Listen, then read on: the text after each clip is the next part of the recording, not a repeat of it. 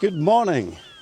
Welcome to my new YouTube channel, Frame to Final, where I hope to take you on short photography adventures, show you the settings that I use, all the way through to editing the photos and producing the final output. This is the very first episode.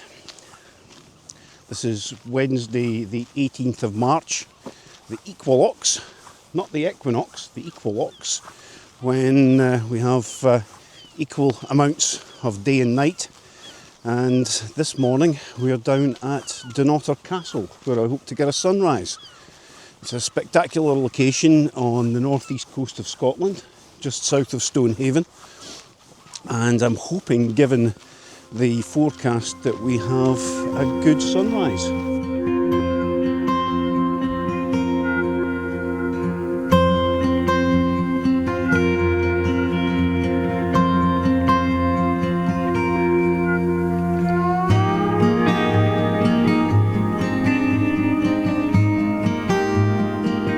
So I'm now down at the place that I was looking to get to. I'm somewhat surprised that there are no other photographers here. In fact, the car park was also empty, which is incredibly unusual. But nevertheless, not as much cloud as I was hoping for, so we might not quite get the sunrise that I was looking to get, but you never know. It's currently about 10 to 6 in the morning. Yeah, 5:49, so we've still got half an hour or so until sunrise. Everything can change, so let's get set up and see how we get on.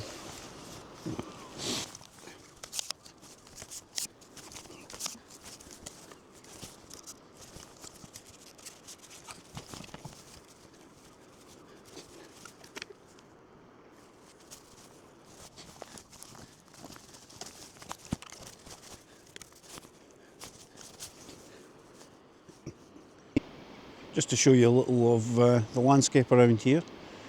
Away off to the left there, as I'm pointing, beyond that headland, the first headland, is Stonehaven, about 5 miles. Beyond the far headland is Aberdeen, about 25 miles.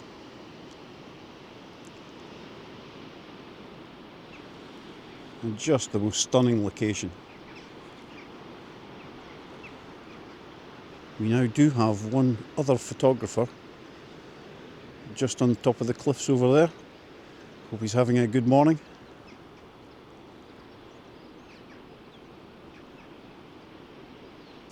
So all set up now, ready to go. Just have to wait for the sunrise. The composition that I've chosen is fairly straightforward. It's probably the classic composition of the castle. I've put the horizon line on the top third. The castle fairly central, and I hope from using photo pills that we'll see the sun rising directly through the middle of the castle. I'll show you on the back of the camera what I've framed up.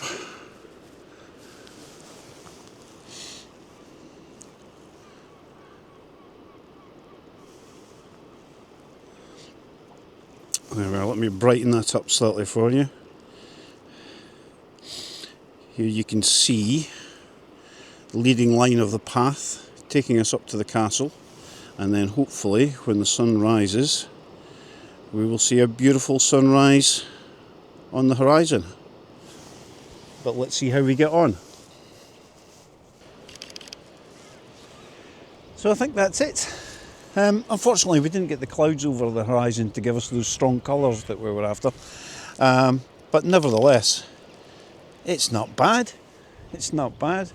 But time to pack up now and go home, edit these photos, which I'll show you, and get second breakfast. So this is the final processed picture. Clearly it's not going to win any awards, but given it was just an hour out of the morning, I'm quite happy with it. The section that follows is long and in depth and will only be of interest to those who edit photos themselves. So if you're not interested in that type of stuff, please feel free to stop watching now. I just thank you for your time, and do hit the like and subscribe. I'd like to do more videos, hopefully of higher quality as I go on. But for those who are interested in photo editing, hang about and we'll take it from start to finish. Okay, so I'm back home and I've downloaded the pictures from the camera and imported them into my editing software that I use, Darktable. I took 170 pictures. Not that I'm going to keep all of those. I only end up keeping the one that I choose to use for this video, and that is this one here, which is, as you can see, very dark. But that's something we can fix in editing, because what we've used here is a RAW file, not a JPEG file. So the raw data directly from the camera sensor. And that gives us a huge amount of data to work with. What you can see on screen there is basically an embedded JPEG preview within it, which has lots of saturation. As soon as I open this into the darkroom editor, it will go very flat. So I'll go through a basic editing process that will bring out the colours and the detail within the foreground. It will also add saturation back into the sky and gives a lot more detail.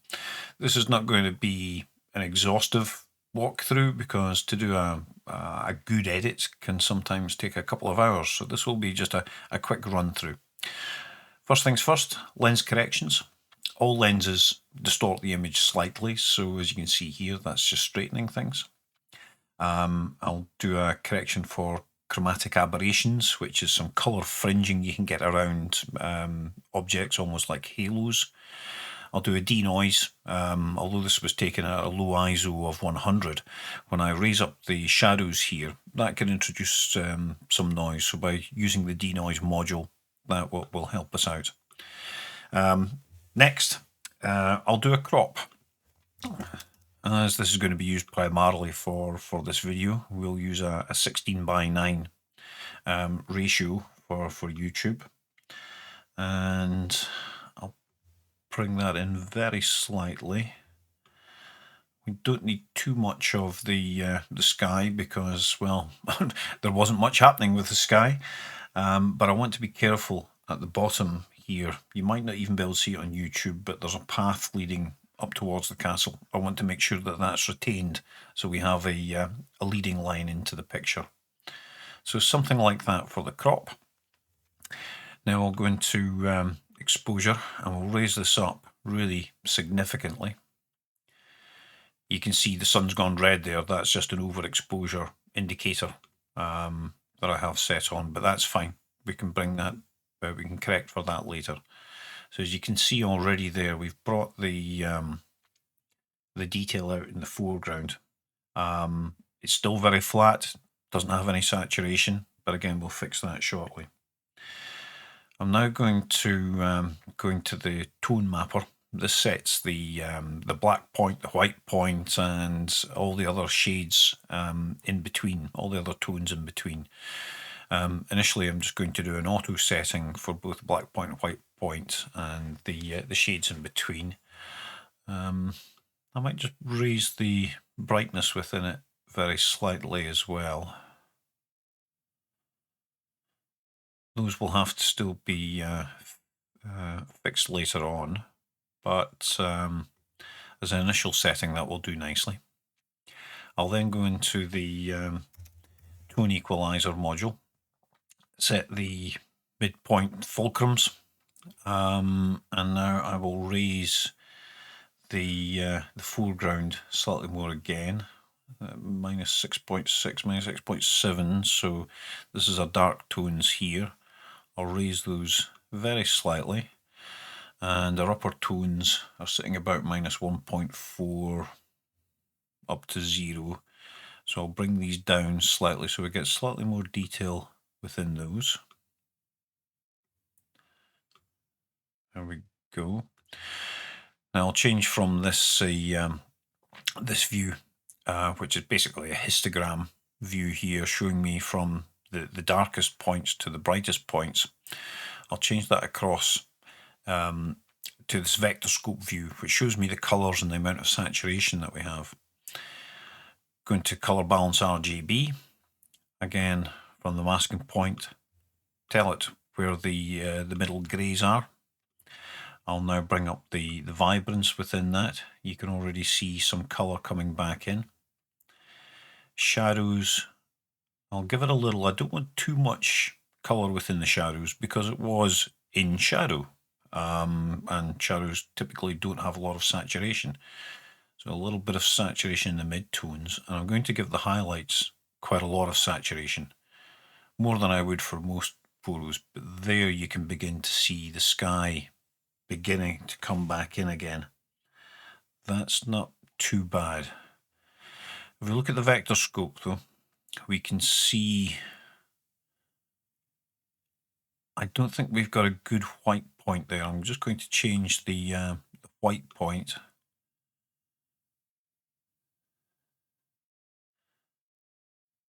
Don't want to bring it down too far because that will bring a lot of greens in, which can kind of look unnatural within shadow. And then let's have a look in terms of the colour temperature there.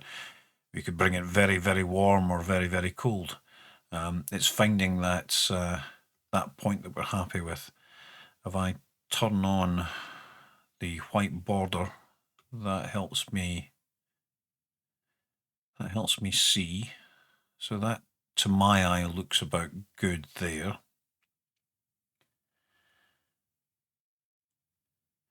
Now I'm going to come back into EGX, and I'm going to now start to play around with shadows. I want to bring more detail into those shadows. So by using this tool power, I can begin to add some contrast back in. Just finding where that looks good. I don't think that's too bad about there. Let me go back to the parade view, just so I can see where that's sitting. So we're just about clipping there, which is fine. Shoulder power. This is the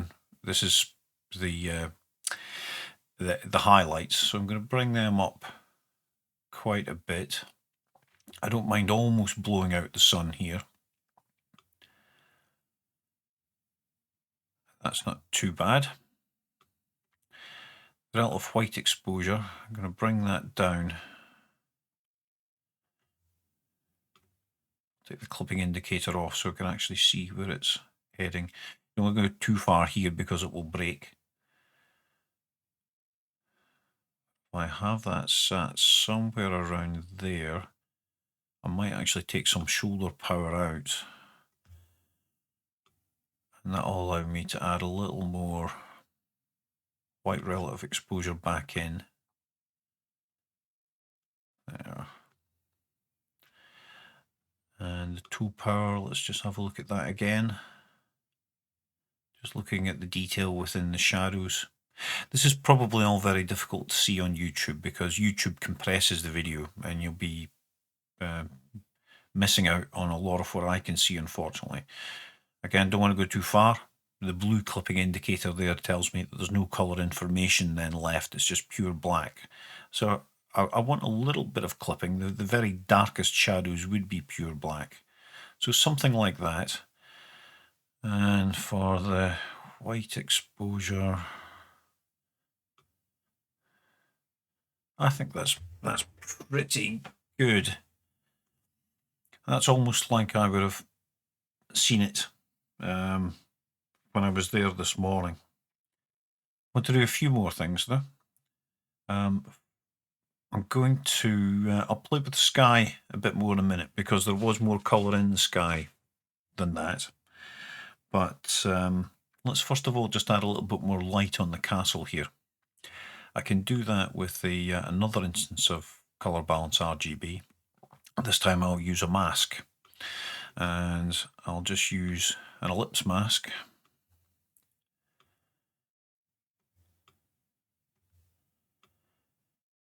Something like that. This is the area that's going to be affected. Of course, what you want to do is feather any mask so you get soft edges to any changes you make. A little bit of blurring to it as well. and I want to take the highlights out of there. I only want to be affecting the shadows with this change. So I'll bring the, I'll tell it not to affect any of the bright areas. Bring that down until we start to see some of the detail being removed from the castle, just about there.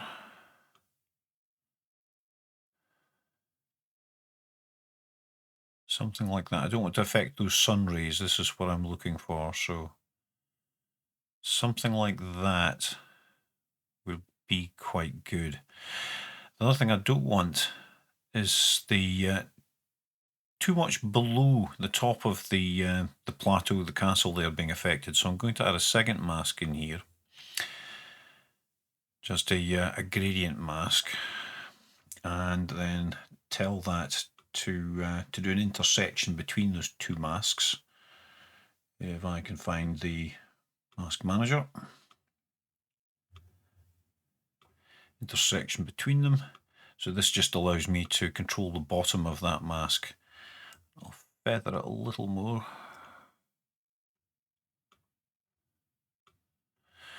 And all of that masking and mucking about was simply so I can now come in, bring up these shadows a bit, bring up these mid-tones a little. And as soon as you do that, you lose a little contrast, so you have to add a little bit of contrast just back again to that masked area. If I turn that on and off, you can see that it just relights the castle. So that's quite good. We'll leave that there. Next, I want to darken the sky here, so I'm going to add a graduated density filter to the sky. I'll bring this up, add in a whole heap of density so I can see what I'm doing.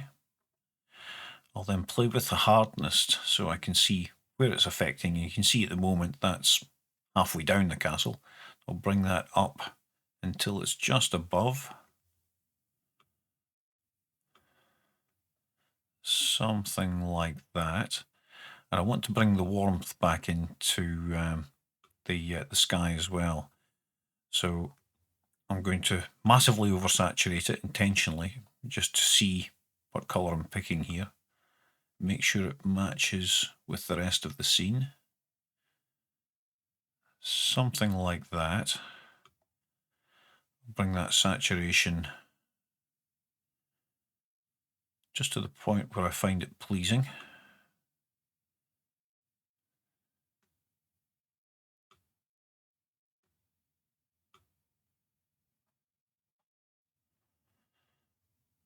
That is looking fairly good to me before and after.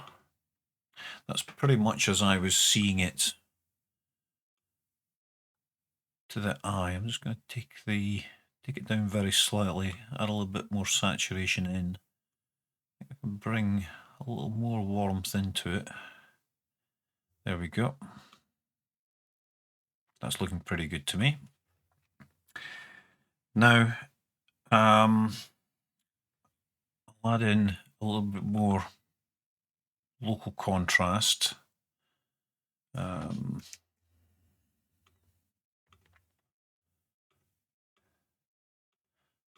with the default setting, that's not too bad. Let's just have a little play. So this will give us again detail back. We can set the mid-tone range. Do we want, which parts of the image do we want it to affect? That looks pretty good to me. Don't want it to affect the shadows too much. I'm quite happy for it to play with the highlights though. So before and after.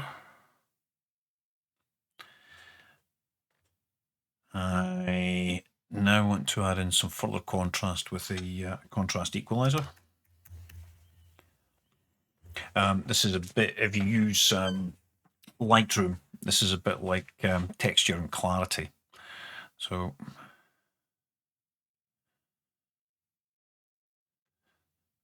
that's the lower end, the shadows.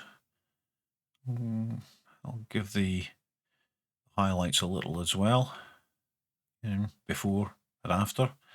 I'll add a second instance of this, affecting primarily the mid-tones.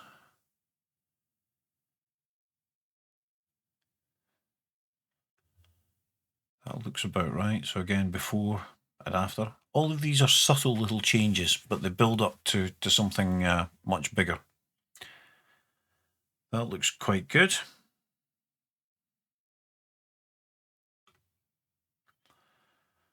I'm now going to add some sharpening in.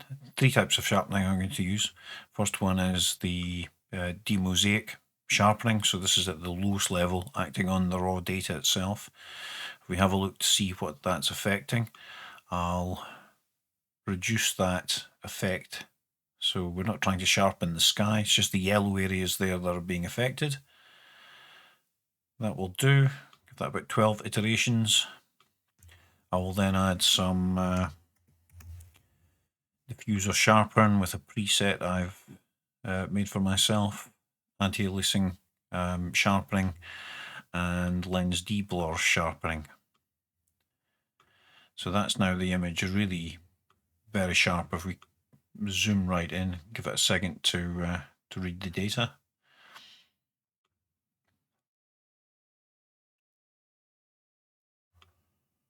Very sharp. Okay, what else do we want to do within Darktable? I don't think there's much else, so we'll just have one more look at the AGX, because the tones can be manipulated when you're doing some of those other changes. As you can see there, the sky is now getting blown out quite markedly. So I'm going to bring that significantly down. I really just want the sky, the sun to be blown out, nothing else. I want to see a bit of a disk of the sun, and I'm just about seeing that there. That looks quite good. Turn my clipping indicators on again and have a look at the shadows. Again, too much in the shadows at the moment.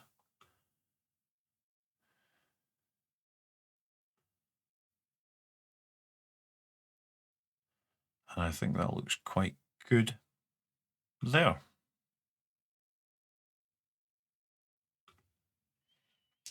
Maybe a little less.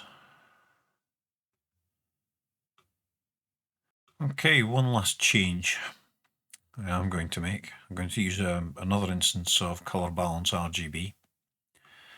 Again, set the pivot points around that. I'm going to go into this 4-way tab this time and have a look at the colours that we've got within the vector scope here. And I'm going to add a little bit more into the highlights. Let me turn the clipping indicator off so we can see what we're doing. So on the highlights, I'm going to choose a tone about here. Again, turning this up massively, far too much, just so I can see what I'm choosing. What I want to do is, if you look at the highlight, the vector scope here, we can see we've got this blue area, and we've got the highlights going into orange touching red. Those are the two main colours that we've got. So I want to just add to that, but I don't want to change these colours. I just want to enhance them. So when I add in the chroma here, I just want to see this part of the graph being extended towards the edge, but not going past it, because that would then effectively break things when I export the photo. So I think we are going for something around there. I'll warm it very slightly. Yeah, that's looking good. Now we'll choose how much we want to put in. And I think somewhere about there is good. Now, correspondingly, I want to add some blue back into the shadows. Shadows are typically colder, so we'll choose an arbitrary blue value. Add a whole heap of chroma in, and I can see that that was wrong because it was pivoting the chart. Just looking for that to extend in a straight line, which that's now doing.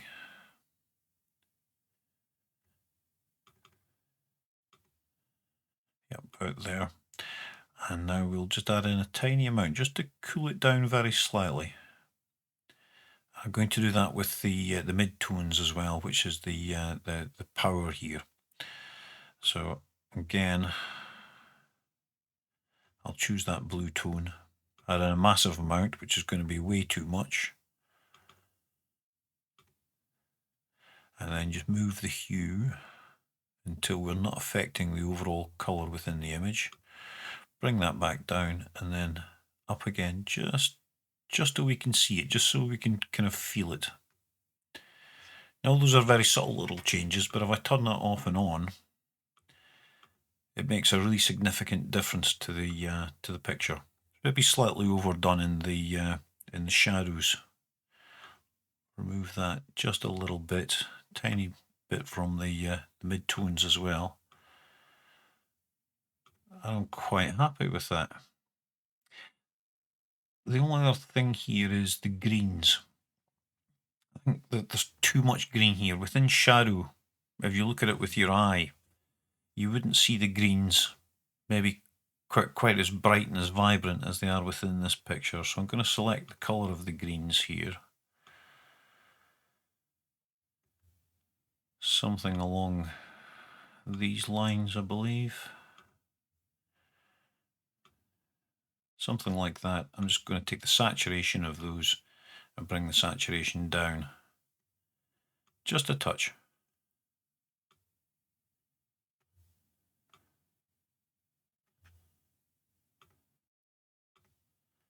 Again, it's subtle, but for me it makes a big difference.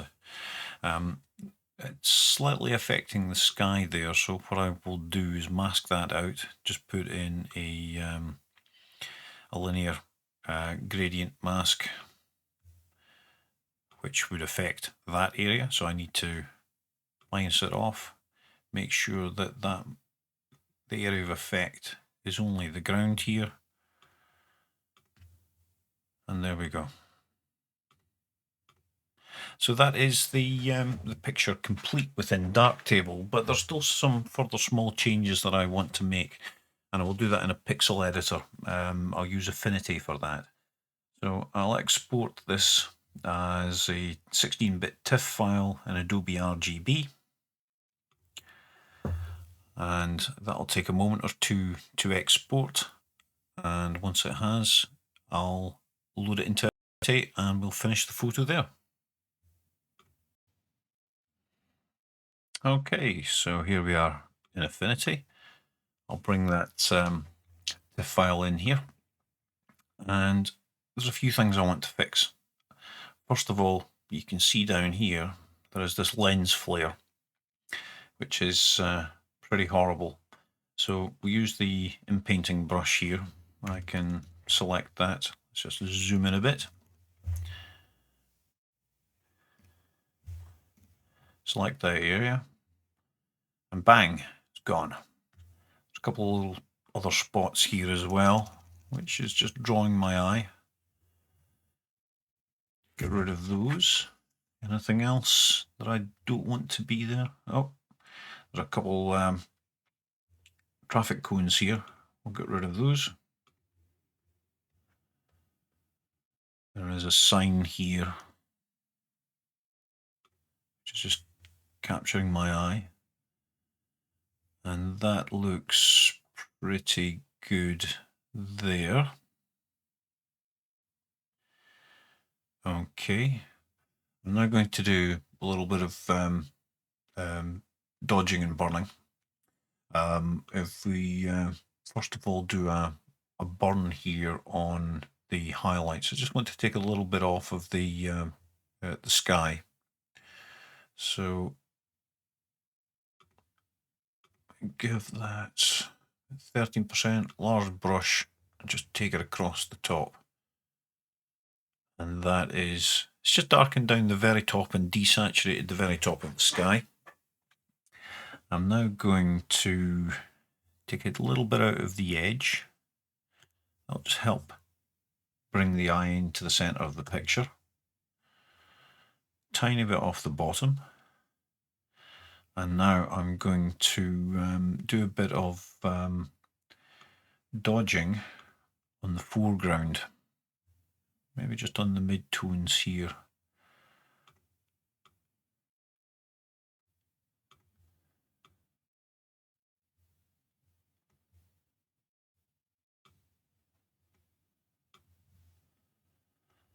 Just to help brighten them up. Again, that might be quite difficult for you to see. Just a little bit on the shadows.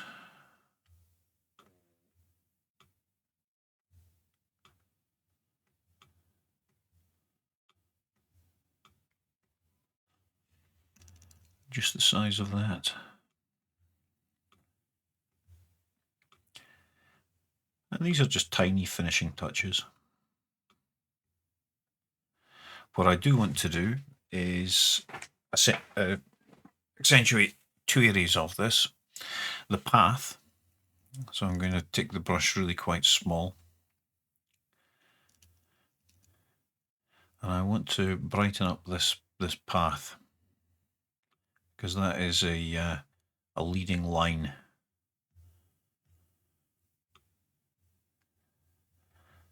I'll just brush along the path here, give it a little more.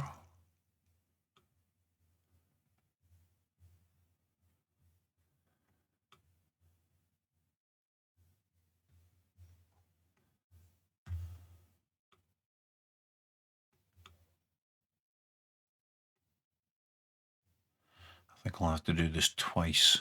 At the moment I'm just brushing in the shadows. I think we'll need to brush in the mid-tones for this as well.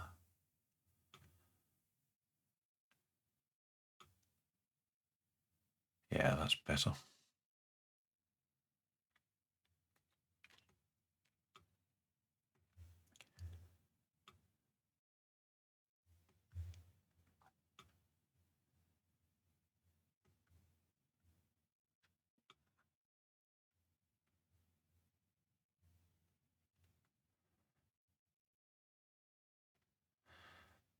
There we go.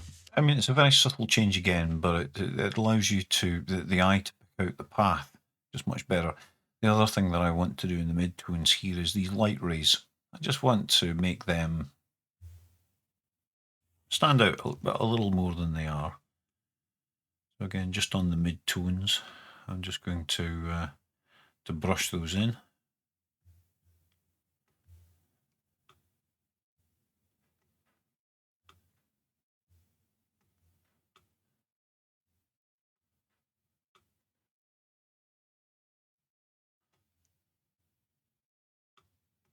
There we go.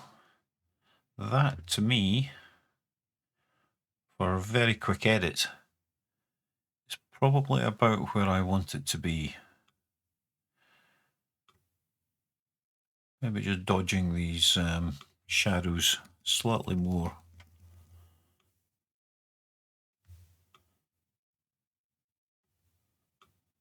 Just in certain key areas.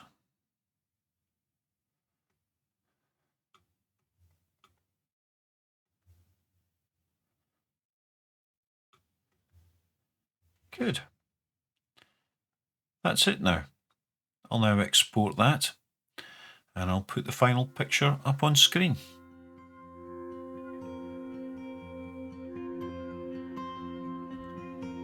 Thank you very much for joining me for this first video. Hopefully the next one I do will result in a better picture than this, but you know, this was my first YouTube video. Thank you for joining me. Bye for now.